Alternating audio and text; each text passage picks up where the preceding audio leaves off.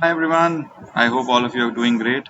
So yesterday we learned about how can we split data. Suppose if you have data on one Excel sheet, how you can make three separate sheets from there. Today we learn just the opposite. Now here we have similar data in three different sheets. So we have the partner organization, the type of training, and what training was done on. Okay, and today, let's see if I want to club or combine all these three different sheets into one sheet.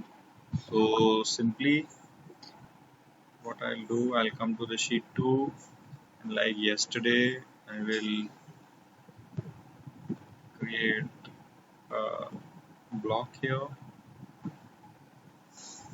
merge all sheets.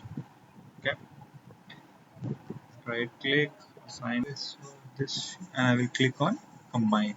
Okay, once I click on combine and I click, see what happens. So our work is done.